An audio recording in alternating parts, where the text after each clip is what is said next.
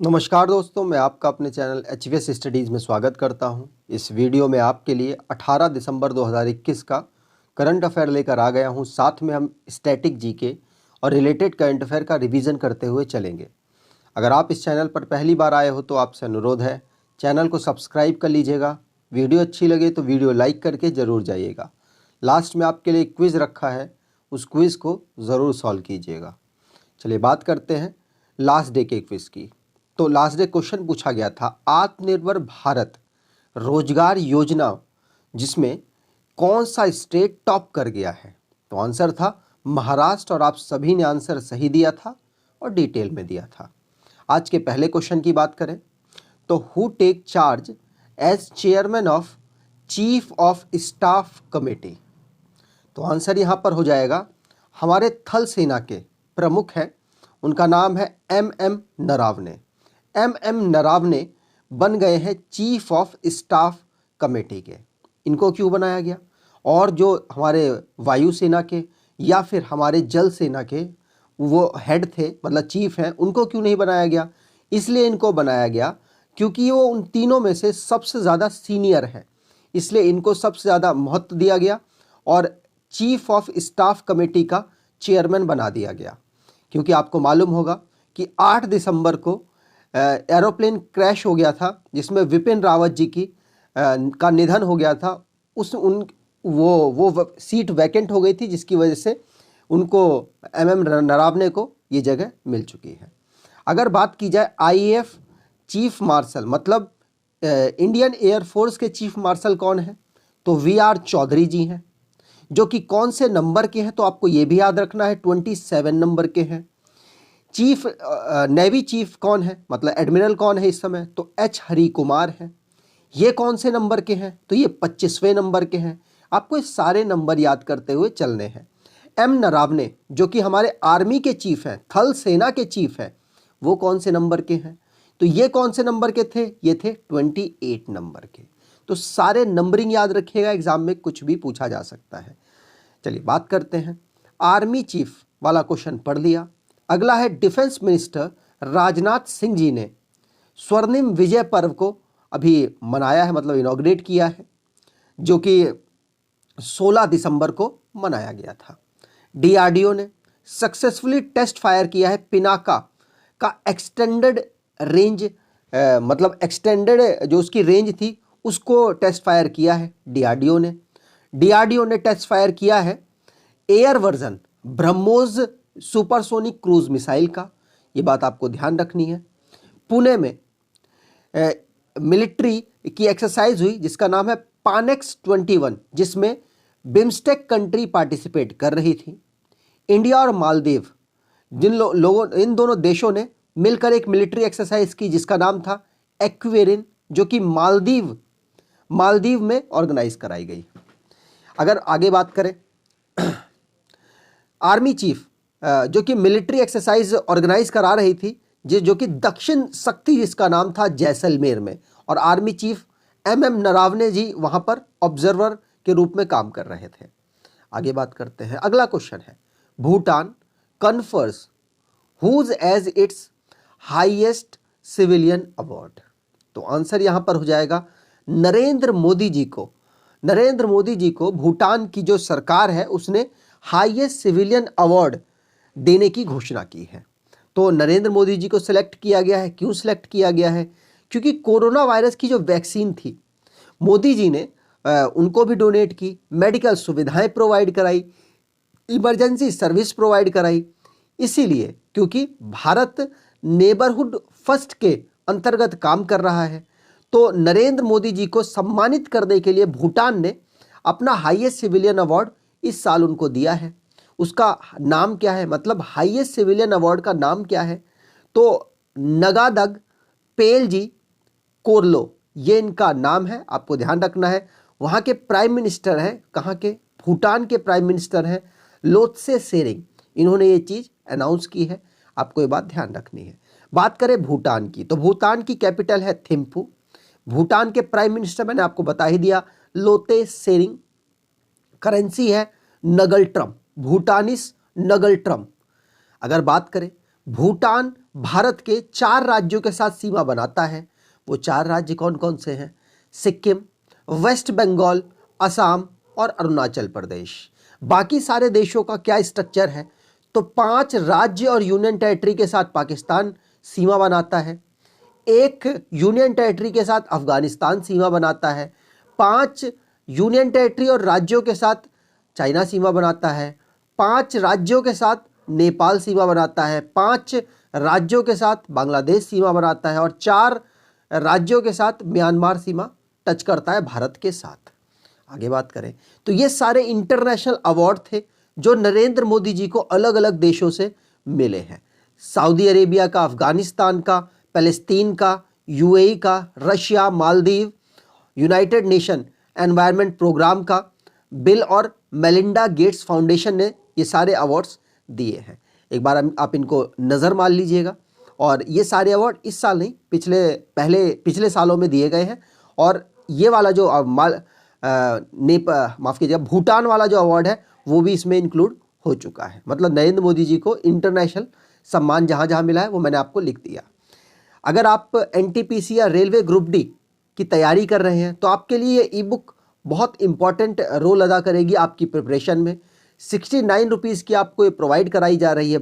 इसको आप डिस्क्रिप्शन में लिंक दे रखा है, वहाँ से आप इसको परचेस कर सकते हैं। ये सारे टॉपिक हमने यहाँ पर कवर किए हुए हैं, आप इनको एक बार देख सकते हैं। अगर आपको लगे कि आप इसको परचेस करना चाहते हैं तो आप इसको डिस्क्रिप्शन बॉक्स में परचेस कर सकते हैं। कोई भी प्रॉब्लम हो तो आप नीचे आपको मेल भी दे रखा है, और मैं हटा देता हूँ इसको, आप देख लीजिए नीचे एक मेल है, उस पर आप मेल करके सारी जानकारी ले सकते हैं। कुछ इस तरीके का अंदर का स्ट्रक्चर होगा।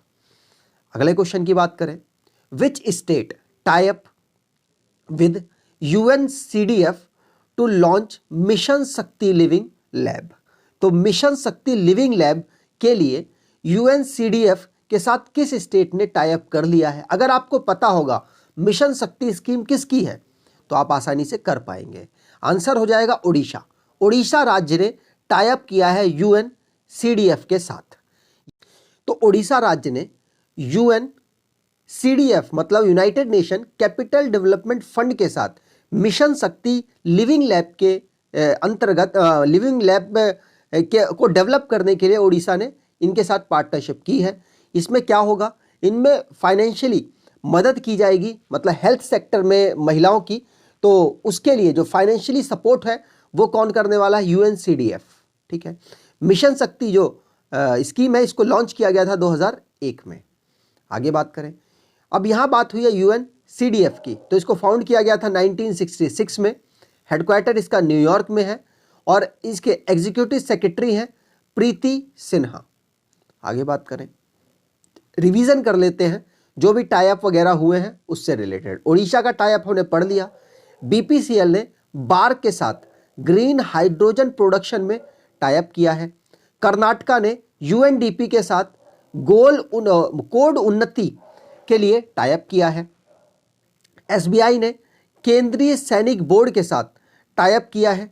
मतलब इंडिया और EU मतलब कि यूरोपियन यूनियन, इंडिया और यूरोपियन यूनियन ने आपस में ग्रीन एनर्जी और क्लाइमेट पार्टनरशिप के अंतर्गत के लिए टाई अप किया है।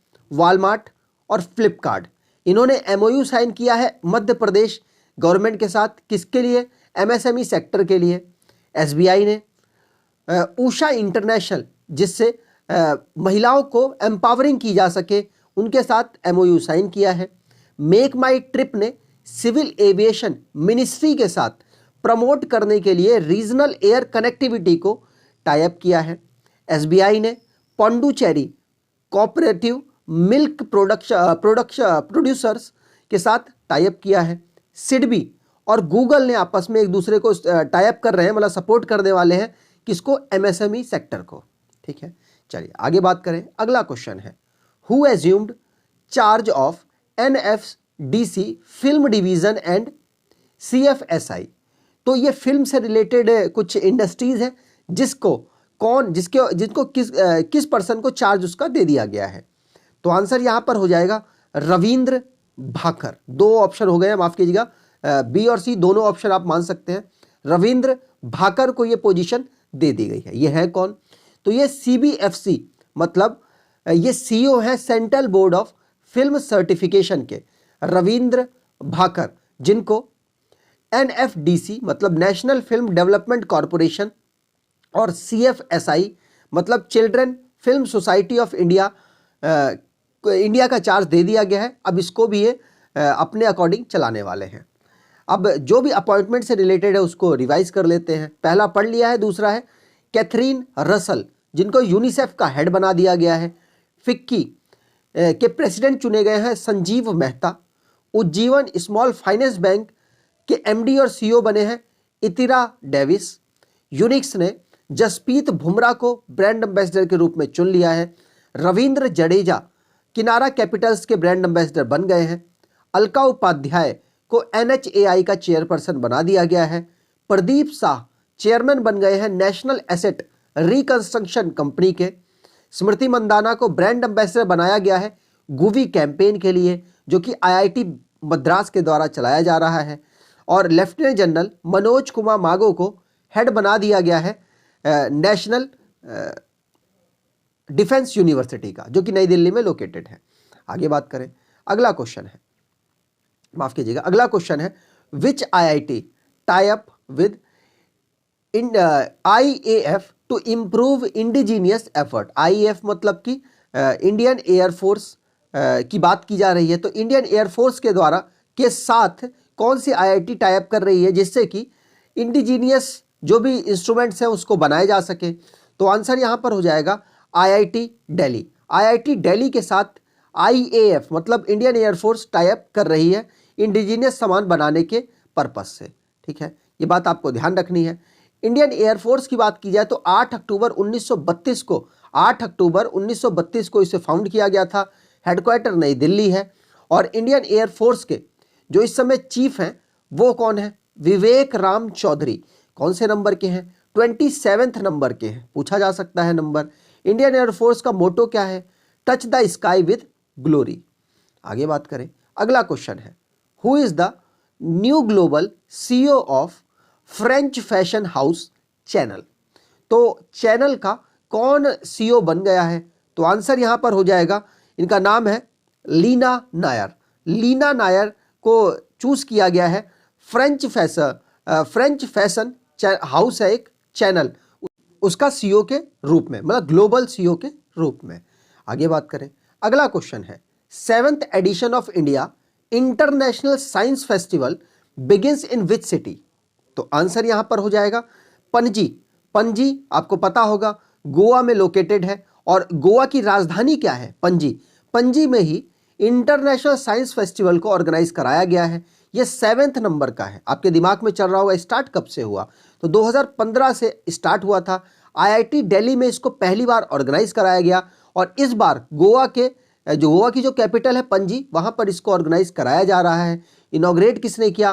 तो doctor Jitendra Singh union minister हैं, minister of state, independent charge इनको मिला हुआ है साइंस और टेक्नोलॉजी का।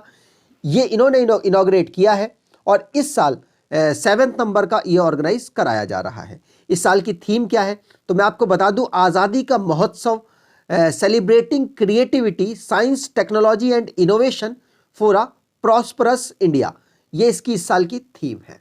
आगे बात करें, यहां पर अब रिवीजन कर लेते हैं। पहला पढ़ लिया, दूसरा है गवर्नमेंट जो कि फाउंडेशन स्टोन रखी है मां उमिया धाम डेवलपमेंट प्रोजेक्ट का, जो कि गुजरात में लोकेटेड है। और गुजरात के अहमदाबाद में इनॉग्रेट किसने किया? तो हमारे जो होम मिनिस्टर हैं अमित शाह जी ने इनॉग्रेट किया और मोदी जी ने वर्चुअली इसको ज्वाइन किया था। सेंटर ने, हमारी सेंटर गवर्नमेंट ने national helpline against atrocities SC और ST के लिए एक नंबर जारी किया जिसका नंबर है 14566। PM मोदी ने इनॉग्रेशन किया काशी विश्वनाथ धाम का, जो कि काशी में लोकेटेड है। ये सो एज यूजुअल आप समझ सकते हैं। IMO इंडिया को रीइलेक्ट किया गया इंटरनेशनल मैरीटाइम ऑर्गेनाइजेशन की काउंसिल में। नीति आयोग ने 1000 अटल थिंकर लैब जम्मू कश्मीर में स्टैब्लिश करने की घोषणा की है। भाषा संगम नाम की एक ऐप लॉन्च की गई जिसमें 22 भाषाओं में लैंग्वेजेस को दिखाया गया। नीति आयोग ने ई सवारी इंडिया ई बस कॉलिशन लॉन्च किया है, जिसमें कि ई बस चलाने को प्रमोट किया जाएगा और उसकी टेक्नोलॉजी को इंप्रूव करने की कोशिश की जाएगी नीति आयोग के द्वारा। सुनील अरोड़ा जो कि इंटरनेशनल डेमोक्रेसी आइडिया मतलब जो कि इलेक्शन से संबंधित है, उसे इन्होंने ज्वाइन किया है। आगे बात करें, अगला क्वेश्चन है, recently UNESCO recognise which thing as intangible cultural heritage. तो आप यहां देख सकते हैं, ये कोलकाता की दुर्गा पूजा है, जिसको अभी यूनेस्को ने रिसेंटली इंटेंजिबल कल्चरल हेरिटेज के रूप में रिकॉग्नाइज किया है। ठीक है, चलिए आगे बात करें। और आपको पता होगा ये वेस्ट बंगाल का एक फेस्टिवल भी है और वहाँ पर इसको बड़े धूमधाम से मनाया जाता है और इंटेंजिबल कल्चरल हेरिटेज के रूप में यूनेस्को के द्वारा इसको इंक्लूड किया गया है लिस्ट में। ठीक है, आगे बात करें, Paytm launch edtech platform, what is name of it. तो जो एडिटेक प्लेटफॉर्म है, इसका क्या नाम रखा गया है पेटीएम के द्वारा, तो पेटीएम वेल्थ एकेडमी नाम इसका रखा गया है। ठीक है, इसमें एजुकेट करने की कोशिश की जाएगी पेटीएम के द्वारा, मतलब किस तरीके से आप ऑनलाइन किसी भी ऐप को यूज़ कर सकते, किसी भी ऐप क्या पेटीएम को किस तरीके से आप यूज़ कर सकते हैं, इसमें यह बताने की कोशिश की जाएगी। ठीक है, मतलब स्टडी कराया जाएगा कि आप पेटीएम से किस तरीके से बेनिफिट उठा सकते हैं। ठीक है, वैसे तो अपना प्रमोशन करेंगे और कुछ नहीं करने वाले हैं ये, चलिए कोई बात नहीं। बात करें पेटीएम की, तो पेटीएम को 2010 में फाउंड किया गया। पेटीएम का हेडक्वार्टर नोएडा उत्तर प्रदेश में है। पेटीएम के सीईओ विजय शेखर शर्मा हैं। आगे बात करें, आज के क्विज की बात करते हैं, which state Askot wildlife sanctuary declared eco sensitive zone. आपको आंसर डिटेल में कमेंट बॉक्स में देना है। अगर आपको वीडियो अच्छी लगी है तो आपसे अनुरोध है वीडियो को लाइक कर दीजिएगा और कुछ दोस्तों तक शेयर ज़रूर कर दीजिएगा। चैनल पर पहली बार आए हैं तो चैनल को सब्सक्राइब ज़रूर कर लीजिएगा। धन्यवाद।